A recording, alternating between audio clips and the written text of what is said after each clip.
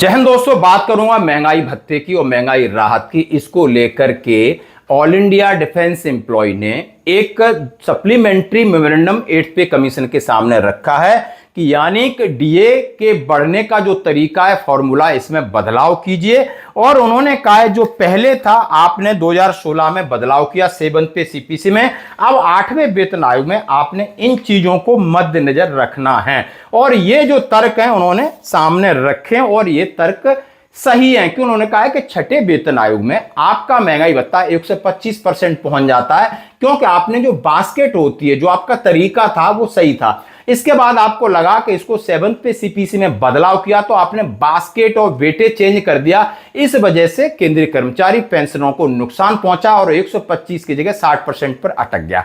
अब आगे इतनी महंगाई होने के बावजूद भी 1 जुलाई से या जनवरी से 2 या 3% से महंगाई भत्ता आगे नहीं बढ़ पा रहा है। और इससे उन्होंने कहा है जो हमारा जीवन यापन है, यानी बुढ़ापे पर पेंशनर्स को खर्च है, उसमें बहुत सारी दिक्कतें आ रही हैं। और उन्होंने कहा जो औसत आप 12 महीने का ले तो आप करंट औसत लीजिए। साथ ही उन्होंने सुझाव दिया जो बास्केट है, आपने 36.75% खाने पीने की चीजों का वेटेज दिया है और 73% वेटेज दिया है घर का, गाड़ी का, घोड़ा का, घूमने का, फिरने का, इलेक्ट्रॉनिक्स चीजों का दिया है, जो कि हमारी रोजमर्रा की जरूरतें नहीं है। इन्हें तो हम किसी को 5 साल, किसी को 1 साल, किसी को 4 साल, 10 साल में यूज करते हैं। जो रोजमर्रा की जरूरत है वो हमारी है, सब्जी है, दूध है, खाने की, पीने की, तेल की, कपड़ा की, इनमें इसका वेटेज आपने कम कर दिया, 36.75 कर दिया। तो इसमें बदलाव कीजिए।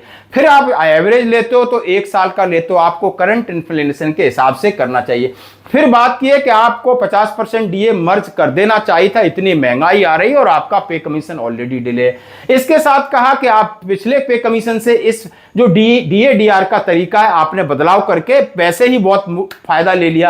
यानी फायदा कितना ले लिया आप देख सकते हो कि यदि आप उसी पुराने फॉर्मूले 6th पे कमीशन के फॉर्मूले को रखते, जैसा कि 8वें वेतन आयोग में सारी चीजें एज इट इज रखी हैं आपने, लेकिन फॉर्मूला चेंज कर दिया क्योंकि आपने पहले से ही चाबी घुमा दी कि लगभग हर 6 महीने बाद जो डीए डीआर बढ़ता है वो कम हो गया और 10 साल के बाद आपको फिटमेंट फैक्टर जो बेसिकली बढ़ता है डीए डीआर से, वो आपने पहले ही कम कर लिया। यानी आपने कहीं ना कहीं प्री प्लान किया है और पहले से किया है। इसलिए जैसा कि हम अब सभी जानते हैं कि अभी 1 जुलाई से डीए आपका 63% हो गया है, ये बात पक्की है। जैसा कि आपके सामने डीए कैलकुलेशन और एआईसीपीएन की रिपोर्ट जो कि मई महीने के आंकड़े आपके सामने रख करके इस बात की मोहर लग गई है कि 150.8 बढ़ोतरी संभवतः 63.14 डीओ को परसेंटेज में प्रदर्शित करती है, यानी 63 राउंड ऑफ करते हैं। नाउ आपका 1 महीना बाकी है, यानी ये आंकड़े 30 से 31 जुलाई को होंगे, जो कि जून की महंगाई और पिछले जून से अभी तक के एक औसत एवरेज से निकाले गए आंकड़े होंगे। और ये आपकी फिर परसेंटेज वैल्यू निकालते हैं तो यदि 64 आपको चाहिए, लगभग 3.5 पॉइंट की बढ़ोतरी होती है तब, लेकिन ऐसा संभव नहीं होगा क्योंकि ये सारा कंट्रोल सरकार के पास है।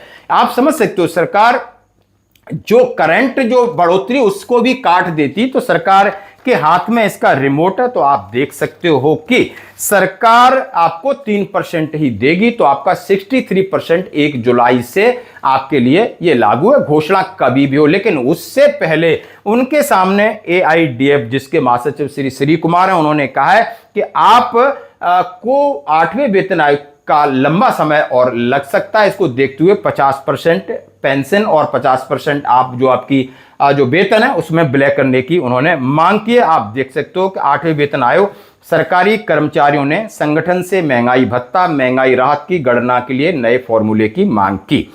एआईडीएफ ने 8वें वेतन आयोग से महंगाई भत्ता में सुधार की बात की है। उन्होंने कहा है कि जो तर्क दिए हैं, जो लॉजिक है, उसके हिसाब से उन्होंने कहा है। एआईडीएफ का तर्क है कि फॉर्मूले में कई खामियां हैं। अब केंद्र सरकार के कर्मचारियों, पेंशन भोगियों द्वारा सामना की जाने वाली वास्तविक जीवन लागत को प्रतिबिंबित नहीं कर रहा है। फेडरेशन ने 2022-23 में लागू किए गए संशोधित उपभोक्ता मूल्य सूचकांक की ओर इशारा करके खाद्य और पेय पदार्थों को 36.75 पर वेटेज दे करके अटका दिया, जबकि आवास, स्वास्थ्य, परिवहन, संचार, डिजिटल सेवाओं को आपने ज्यादा भार दिया जो कि लगभग 73% है।